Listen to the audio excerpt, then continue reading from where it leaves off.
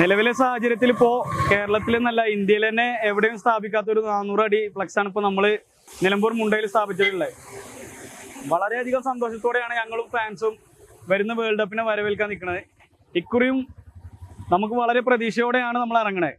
Brazil എന്ന team ഞങ്ങൾക്ക് തന്ന ഒരു പ്രചോദനവും ഊർജ്ജവും ഉള്ള ഒരു ഭയങ്കരമുള്ള ടീമാണ്. അപ്പോൾ ഇപ്രാവശ്യം ഞങ്ങൾ കപ്പടിക്കുന്നുള്ളൊരു ആവേശത്തോടെ തന്നെയാണ് ഇന്ത്യയിൽ ഇന്നേ വരെ വെക്കാത്തൊരു 400 അടി ഫ്ലക്സ് ഇപ്പോൾ നിങ്ങൾ ബാക്ക്ഗ്രൗണ്ട് കാണാൻ നമ്മൾ വെച്ചിട്ടുള്ളത്. ഇതുവരെ ഈ ഒരു റെക്കോർഡിനെ മറികടക്കാൻ ഇപ്പോൾ ഒരു ഫ്ലക്സ് വന്നിട്ടില്ല. അതിൻ്റെ ഒരു അഭിമാനകരമായ നിമിഷത്തിലാണ് ഇപ്പോൾ നാടും നാട്ടുകാരും ഫാൻസും എല്ലാവരും നിൽക്കുന്നത്.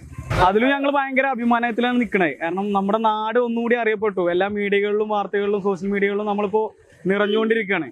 കാരണം പല റെക്കോർഡുകളും മറികടന്നിട്ടാണ് ഇപ്പോൾ 400 അടി ഫീറ്റുള്ള നമ്മൾ ഫ്ലക്സുകൾ സ്ഥാപിച്ചിട്ടുള്ളത്. ഇതിൻ്റെ മുകളിൽ വരുമോ ഇല്ലെന്ന് ഞങ്ങൾക്ക് അറിയില്ല. പക്ഷേ ഇന്നേ നിമിഷം വരെ ഞങ്ങൾ വളരെയധികം സന്തോഷത്തിലാണ്. 2026 6ാമത്തെ ഒരു കപ്പ് നമുക്ക് എന്തായാലും ഉണ്ടാവും. എല്ലാ കളിക്കാരും വെച്ചിട്ടുണ്ട്. കോച്ച് നമ്മളെ ഈ സ്ക്വാഡിലുള്ള എല്ലാ കളിക്കാരും ഉണ്ട്.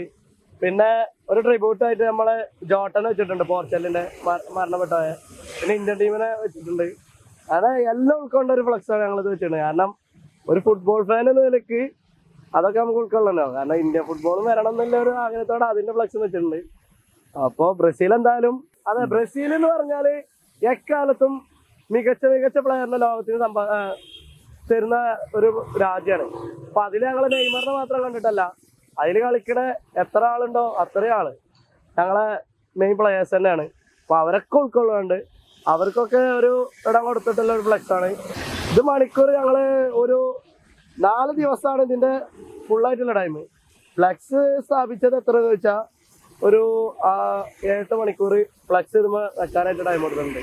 അപ്പൊ മഴ ഉണ്ടായിരുന്നു, വെയിൽ. 4-5 ദിവസത്തെ ഒരു കഠിന പ്രയത്നമാണ് നിങ്ങൾക്ക് കാണാൻ. മഴയത്തും വെയിലത്തും ഒരേപോലെ ശക്തിയിൽ പ്രയത്നിച്ചുകൊണ്ടാണ് നമ്മുടെ ഫാൻസ് ഇതിനെ സ്ഥാപിച്ചിട്ടുള്ളത്. ഇപ്പൊ പുറത്ത് പോണത് ഒരു 40 സെക്കൻഡോ 30 സെക്കൻഡോ ആയിട്ടുള്ള റീലോ ന്യൂസോ പുറകിലുള്ള വിജയിച്ചു. ഞങ്ങള് എന്താന്ന് പറഞ്ഞാ സോഷ്യൽ മീഡിയ മുണ്ട നോക്കി. മുണ്ടയാണ് ഇപ്പൊ ഇന്നും നാളെ ഇനി അങ്ങോട്ട് മുണ്ടാണ്. നാളെ വേൾഡ് കപ്പ് തുടങ്ങാണ്.